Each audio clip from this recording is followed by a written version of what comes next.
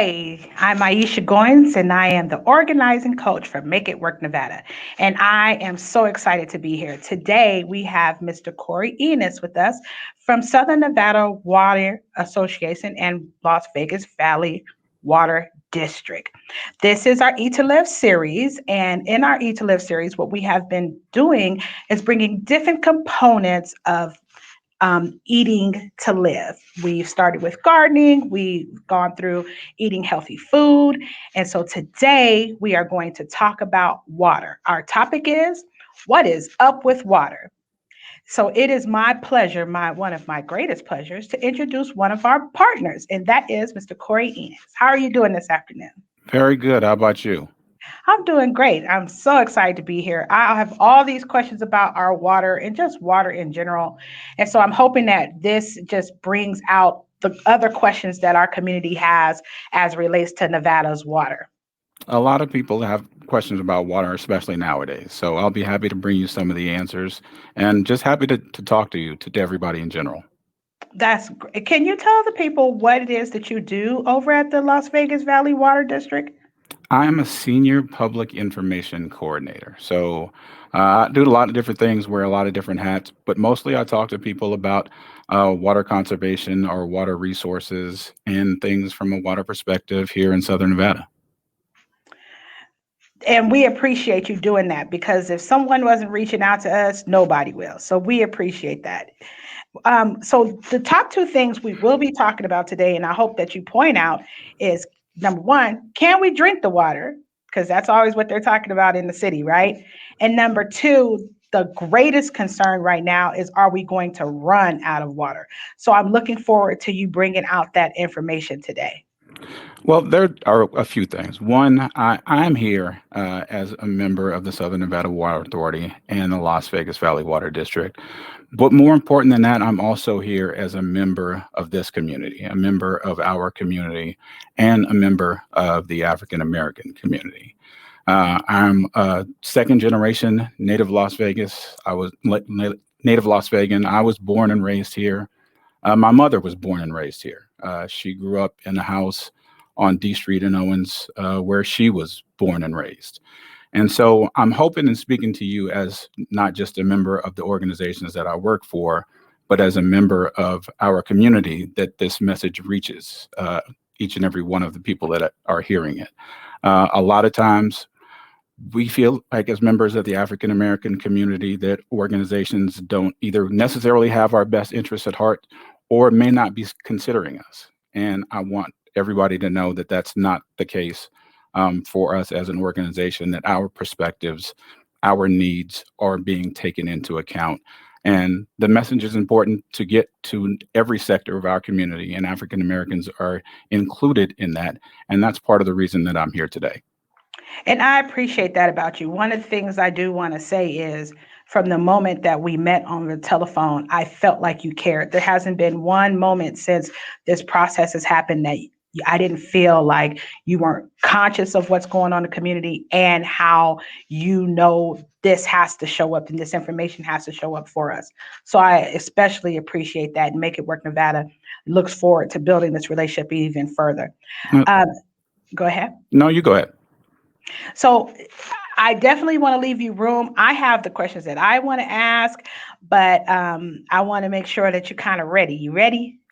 I'm ready. Would you like to run through the presentation first, or you want to ask the questions first? Absolutely. Let's run through the presentation first. Okay. As you mentioned, and you can go ahead and cue up the presentation. As you mentioned, and that I've mentioned to you in the past, the two questions that I get whenever I go out to talk to people are we going to run out of water, and can I drink the water? And in short, the answer to those two questions are, can I drink the water? The answer is yes. And are we going to run out of water? No, we're not going to run out of water, but conservation is the reason that we're not going to run out of water. Conservation and the things we've done from a water resources and planning perspective. So you can go ahead and start the presentation. As a member, as working for the Las Vegas Valley Water District and Southern Nevada Water Authority, and right now I'm speaking to you from this perspective of the Southern Nevada Water Authority. The things that we do here in our community are we do all of our conservation planning, our water supply planning.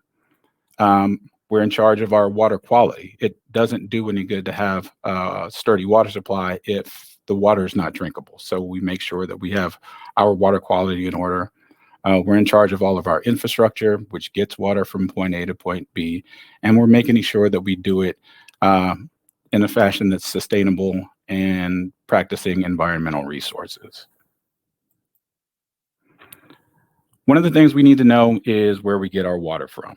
Our water comes from the Colorado River, and we get 90% of our water from the Colorado River, which flows into Lake Mead.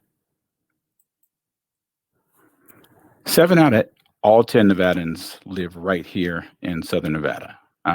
As so, we're responsible for the Southern Nevada Water Authority of getting water to those people. 74% of our state's population right here in Southern Nevada. We're responsible for 72% of the economic output for Southern Nevada. But what a lot of people don't realize when they think of Las Vegas, they think of a city of excess. But with all of that, we use less than 5% of the water resources that are available to Southern Nevada. Wow, that Yep. doesn't seem like a lot. Yeah, when everybody thinks of the Strip, they think of fountains and they think of excess. And so the Strip employs 21% of the state's population, but the Strip itself consumes less than 1% of the available, or close to 1% of the available water resources. And so, so basically, what you're saying is we're conserving water already. Oh, absolutely. And this next slide is a part of the reason why. Everything that we use indoors, all of the water that we use indoors, everything that touches a drain is returned to Lake Mead.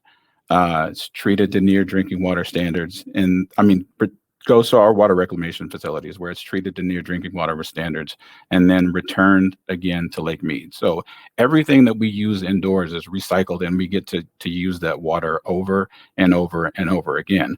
And it's one of the things that we're afforded because of our proximity to our water source, which is Lake Mead and the Colorado River. It's something a lot of other communities can't do, but it's something that we do here, which puts us ahead of the game from a water conservation perspective. So, Mr. Enos, are you saying that when I flush the toilet, that water is being reused? All of the water that touches a drain is able to be reused. Yes, that's correct.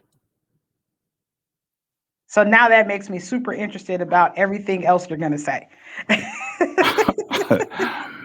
So again, our water reclamation facilities here in Southern Nevada, once they get water, they treat it again, like I said, to near drinking water standards. It's an extraordinary standard. Then that water is returned to Lake Mead again, where it goes into the Southern Nevada Water Authority. We have 2 state-of-the-art water treatment facilities where it's treated before it's used as drinking water. So water quality is one of the things we'll talk about later, and our treatment process, it's one of the most advanced treatment processes in the world.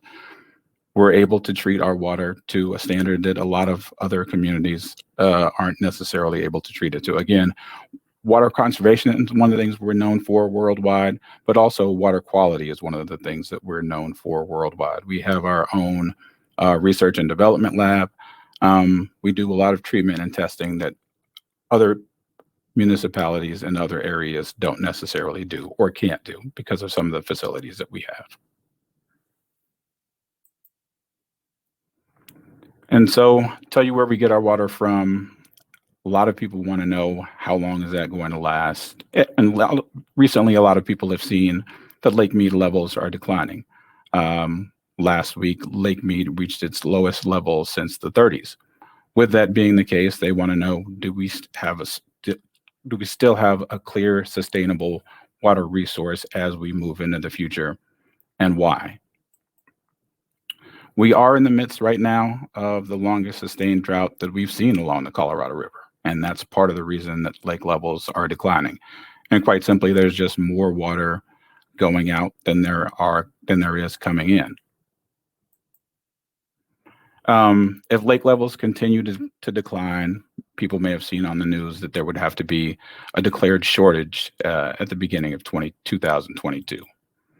That would be the case if Lake Mead levels are below 1,075 feet. Even with that being the case, last year we used about 256,000 acre feet of water. We get 300,000. We're allocated 300,000. Even with a shortage that would be declared, we still have enough water to be able to sustain our community. We have a 50-year water resource plan that looks 50 years into the future that takes into account population projections, growth, the water resources, the permanent and temporary water resources that we have. And as long as we continue to conserve, conservation is the most important thing. We have a sustainable water resource for at least 50 years into the future. And that water resource plan is updated each and every year. So when you say that we'll go into a space where we'll have to conserve water, but be in a water shortage, what does that look like to people that just regular people like me that just live in a home and I have water? When you say we're going to be in a shortage and we have to start conserving, how does that look for me? As long as we continue to do the same things that we're doing right now, it's not going to look any different to you. The difference is, as I said, we get 300,000 acre feet a year. We get the smallest allocation of the 7 states that share the Colorado River. We get less than 2%. So that 300,000 acre feet. The initial shortage declaration would accumulate to about 21,000 acre feet of water. So even if you remove that from the 300,000 acre feet, with what we used last year, which is 200, I'm going into a lot of numbers that aren't necessarily going to make any difference or aren't going to register to a lot of people. But as long as we continue to do the same things, you in your home should not see any effect. But again, we have to continue to do the same things that we've always done as a community, which are continue to conserve. We have to adhere to time of day watering restrictions, day of the week watering restrictions. We have to continue to remove grass as we've done as a community, continue to do the things that we've done, but do them at a greater and increased rate. Just continue to conserve as a community. Now, I remember California had a water shortage. I think I must have been 14 or 15, and they were putting out a lot of messaging that said shower with a friend and flush every other time. Do you foresee Nevada having to move into that kind of conservation? Well, no, because of what I explained to you a little bit earlier. Because of the luxury that we have, the fact that everything we use indoors is recycled. You talked about flushing, you talked about showering, not using as much water when you brush your teeth. Because again, the luxury that we have being proximate to our water source and the fact that we're able to return everything that we use indoors back to the Colorado River, it allows us to go beyond our allocation, beyond our normal allocation. And that's why outdoor water use is so important to us, conserving outdoor water use. You look at this next slide, you see that since the drought started in 2002, our population has gone up 52%, but our per capita water use has gone down 47%. And our overall Colorado River consumption is down 23%. So as a community, it's not if we grow, but how we grow that makes a difference. So like I said, even with 780,000 more residents right now than we had in 2002 when the drought started, we use 23 billion gallons less water because of things that we have done from a water conservation perspective. Removing the grass, as you see, we have development codes that no longer allow you to have grass in the front yard of a new development, and our water consumption. And I'm also contractually obligated to tell you that the picture in the middle is my daughter. She made sure that It's an older picture, but she made sure that she gets her acknowledgement during this presentation as well. Oh, I But love that. And a little later today, we're going to be drinking water out of the faucet. So I'm looking forward to that. And I actually told my son, I said, I'm going to be drinking water online. And he's like, well, don't you drink water every day? So this will be a great thing to show him later. and so in drinking that water out of the tap, it's one of the things that a lot of people have misconceptions about, or the water quality here in Southern Nevada. What you see on the screen now is our annual water quality report that is released every year. That'll tell you everything that's in your water and where our water comes from. You can see we test for more than 90 regulated contaminants and 50 unregulated contaminants. We have instruments that can test water in what we call parts so small it can detect things at a level called parts per billion. That's the equivalent of being able to detect something as small as one drop of water in an Olympic-sized swimming pool. Um, we even have the ability to go beyond that and test to parts per quadrillion, which is the equivalent of being able to detect something in one grain of sand on an entire beach. One of the misconceptions is that bottled water is more safe and secure than water from the tap. It's water from bottled water may taste differently. It's just water that's gone through an additional treatment process. But the taste is not equated to safety. Taste and safety are two different things. And because of the Safe Drinking Water Act, water from your tap is tested to a much higher degree and a much higher standard than bottled water. Last year, we collected more than 50,000 samples of water from Lake Mead from our distribution system. We have 367 water quality sampling stations that are in just about each and every neighborhood throughout the valley.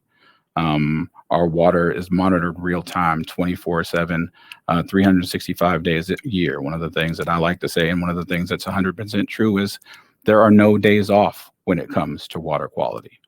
Of those 54,000 samples that I talked about, we did more than 307,000 analyses on those samples of water, and that's an average of 842 analyses per day. As you're talking about this, one of the things you and I had a conversation about, and I think it's important to bring up, is the fluoride content of the water. You know, as because we do organize around mothers and uh, their children. Can you talk a little bit about that and ease some concerns to our people, to the people that we serve? We do add fluoride to the water. It was something that was voted on in the mid '80s. We decided as a community for for oral procedure, for everything that has to do with for our teeth, that we as a community wanted to add fluoride to the water. There's an amount of fluoride which I think is part 4 or zero point 0.4 parts per billion that's naturally occurring in the water here in Southern Nevada and in most places. And we add another 0.3% or zero point 0.3 parts per billion to get it to where the community feels that it was necessary for our oral hygiene.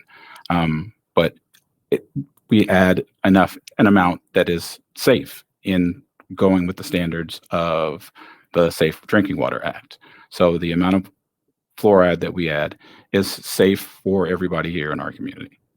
And in all actuality, if we were drinking more water, some of us would have stronger teeth. Absolutely. I think about close to 80% of the public water systems in the United States add fluoride to their water. I think that's like super important because one of the costs to families that we don't allocate dollars for is dental. It's always an accidental service, right? And so saying drinking the water and the water has fluoride and how that goes back to our pocketbooks and the unexpected expenses. I think that's critical to point out that we should be drinking our water because it's good for our teeth and can minimize some of our dental expenses. Absolutely, absolutely. And while we're on the topic of costs, bottled water is significantly to more money to purchase than the water out of your tap, exorbitantly more money. And again, a lot of people think that because the taste is different, that it's safer, and it's not necessarily different. We acknowledge that our water here in Southern Nevada has a different taste. For some people, it has a different taste. Like I said, I was born and raised here, so I love the taste of the tap water. I showed you a picture of my daughter. I have two daughters. One is like me and loves the taste of the tap water, and the other one doesn't like the taste of the tap water necessarily. But she understands that that is due to the fact that we have hard water here in Southern Nevada.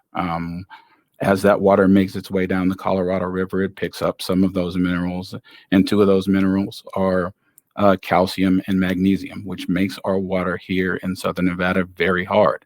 And that very hard water has a different taste than if you come from other parts of the country. But those things don't make the water any less safe. Um, some people have treatment systems in their home that remove the hardness from the water. They have water softeners. Um, some people prefer the way it feels aesthetically, but it doesn't make the water less safe. The fact that it's hard water and the fact that the water here in Southern Nevada is hard. So that's one of the things, one of the most important messages that we need to get out is that taste doesn't necessarily equate to safety of the water. And I'm so glad that you said that because since you and I had spoke, one of the things that I've been trying to be critical of is drinking more water because I started realizing not having that magnesium and calcium in my body, the extra vitamins that I know people that aren't taking, how that could have diverse create diverse issues just in my regular health because though some of those nutrients are critical to some people's health. Anything you should do in joined with the thoughts of medical professionals. One of the things that we all need to do when it's 115 degrees outside or any other time of the year is stay hydrated. But again, we talked about the fact that this message needs to get to everybody in our community. One of the things that we talked about when we first talked was distrust. And the fact that if we're speaking frankly and earnestly, um, a lot of times African Americans don't necessarily have the trust in government agencies, and especially if you don't feel um, your health, your well being, your perspectives are being considered. But that mistrust and distrust can also lead to things that aren't beneficial. We just recently had a, a water company here in town that has caused harm or seem to have caused harm for people that have ingested their water. And again, that water isn't held to the same standard or just doesn't have to go through Safe Drinking Water Act standards because bottled water is something that's regulated by the Food and Drug Administration and not by the EPA. And again, doesn't have to go through those same standards. Here in Southern Nevada, we treat our water with ozone, which is one of the foremost treatment processes that you can have. We add chlorine as that water sits in those pipes to make sure that it maintains significant water quality and has a longer shelf life. But again, the fact that those things occur um, makes the water safe. And not all bottled water needs to adhere to those same standards that your tap water needs to adhere to. So, again, we want everybody to trust and feel and know that the safety of their water is paramount and important, and that it's also important for every segment and sector of our community, the African American community included. Can you tell me how do you think moving forward our community should really be considering the water? How should they think about the water? Again, it's without water, we live in one of the most vibrant communities, and not just in the country, but in the world. Um, Water is the basic building block for our bodies, for a society. Without a sustainable water source, without a healthy water source, we don't have a community. So, from several different perspectives, from a health and safety perspective, from a water resource perspective, water is one of the building blocks and the main building blocks for our society, for our community, for all of us. And we need to have, again, like I said, trust and faith in our water supply and the water that's coming out of our taps and the ability to use that water. I agree. I trust you. I may not necessarily trust the water district so much, but I've met you. I trust you, and I trust that you would stand by the water if I called you and said, "Hey, this is not right." So you have won my trust. And again, that trust shouldn't necessarily just stop and extend just to me. I mentioned that I'm here speaking as a member of the Southern Nevada Water Authority and Las Vegas Valley Water District, but I'm also here as a father, as a son whose parents still live here, again, as a father of two daughters, as somebody who has to utilize the product that I'm talking about. I have to take showers. I have to drink water. Um, I have to utilize the water to landscape my plants. Like so, again, I'm not just speaking with the old commercial. I'm not just a member. I'm also a client. So it shouldn't necessarily just extend to me as a person, but also as a member of the organizations that I represent, because I wouldn't be speaking here about those things if I didn't believe them, know them to be true, or have the benefit of using them for the last 52 years, and my parents for the last 70 some odd years. I appreciate that. We are coming to a close, Mr. Ennis. Do you have any final words you like to say? I'm gonna go drink some water. I'm gonna actually log on to my. I'm gonna go on location to the faucet to drink some water. Yes, one of the things that I did want to say again, I said I work for two organizations for the Southern Nevada Water Authority and Las Vegas Valley Water District. Las Vegas Valley Water District is a supplier for City of Las Vegas and unincorporated Clark County. The Southern Nevada Water Authority also delivers water to the city of North Las Vegas, to the city of Henderson. In each of those areas, your water purveyor, like the Las Vegas Valley Water District, city of Henderson, city of North Las Vegas, if you don't feel that something's right, if you don't feel that your needs are being met, and I'll talk specifically about the Las Vegas Valley Water District. Our board at the Las Vegas Valley Water District is the board of county commissioners. Each one of those county commissioners represents a group of constituents. If you don't feel something's being handled correctly with your water distribution system, with your rates, with the water quality, health, taste, and safety of your water, reach out to your county commissioner. Those county commissioners then reach out to our general manager, our district general manager, or sometimes they reach out to me directly. And I'm in charge, and my group, my team are in charge of finding out what the issues are, finding a solution, and delivering that solution. A lot of times we're able to find a solution. Other times it's just an explanation that needs to be given to a constituent, and we give those explanations. But if you don't feel that your needs are being met, you always have an avenue, and that avenue is reaching out to your elected officials who, again, in the Las Vegas Valley Water District system, are your board of county commissioners, who are also our board. So you always have an avenue to reach out to somebody. And in addition to that, I am always here, and people can reach out to me directly, as you reached out to me, to find out information about the water system, about water quality, and about things that we can do from a social justice perspective as it relates to water. Thank you very much. And I do want to point out that I didn't have to go through a lot of phone calls to get Mr. Corey. I called the number, they patched me through. And so that says a lot about how important your organizations feel about this water, because usually you have to talk to 20 people before you get to the person. I literally just called the number and said, I want to do this. They patched me straight through to you.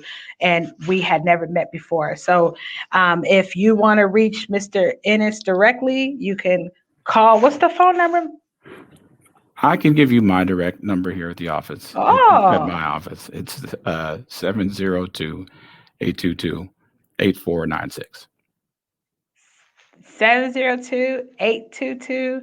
8496. Yay. I appreciate your time, and I know that we haven't really made this process as simple as we could, but I appreciate you being available for all of our conversations and especially this broadcast.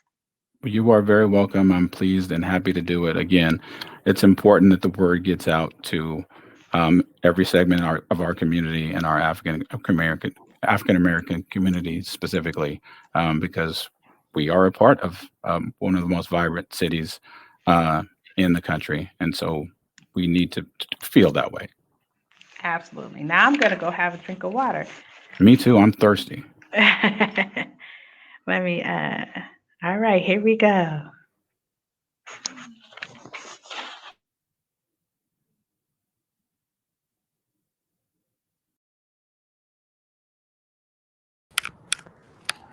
All right, y'all, I'm on location. I'm going to get some water out of the faucet. So here we go. Oh, I should probably turn the light on so that you can see me. So you know it's true. We have a fan in our kitchen. That's weird. All right, here we go. I'm going to turn my camera over so you can see me getting the water. Maybe I'm not going to turn my camera over. Here we go. See my water? Eric is going to kill me because the sink's not clean. And I'm going to use the wine glass for water. I always like to add a little ice to mine. Little ice. Let's see if I have some ice. I have icicles, but I don't have. All right. So first I'm going to smell it because people say it smells different, right? I haven't even. Smells like water to me. One of the things, and I'm happy you brought that up, one of the things that people smell right when that water comes immediately out of their taps is the chlorine that's used in order to keep your water safe from microorganisms and things that might harm you.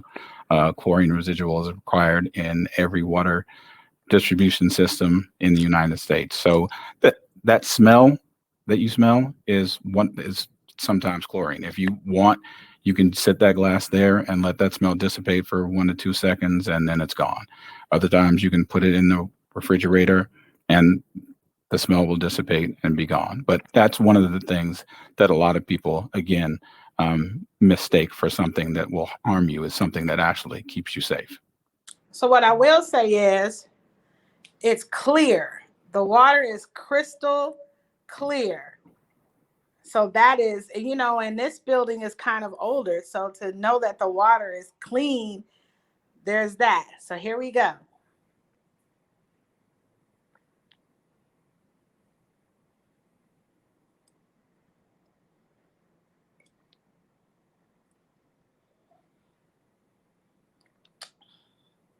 Tastes like water to me. It is water. And as long as, again, like I said, as long as we continue to conserve and use our water efficiently, that water resource is going to be there for you, your kids, for your grandkids, and your grandkids' kids. And it'll keep you healthy. Well, thank you. You have given us a lot of information, and I am sure that the people that we serve will be appreciative, especially knowing moving forward that they can just drink the water out the faucet. They don't have to go buy expensive water bottles, especially since it's 115, 116, and 117 degrees. If you're thirsty, just get the water out the faucet if you're thirsty. The water in the faucet is just fine. That's exactly right. All right, Ms. Ennis, thank you very much for your time. If you want any other information, we have a very robust website at snwa.com. There's tips for making your water taste better if you like putting it in there. There's information about home water treatment systems if you want one. But there's a wealth of information at snwa.com. So that should be your first resource. And if you have any questions, you can still always reach out to me. Look forward to it. We will. This isn't our last time. This is just our first time. So we'll talk to you later. Thank you very much. I really appreciate it. All right. Bye-bye. Bye.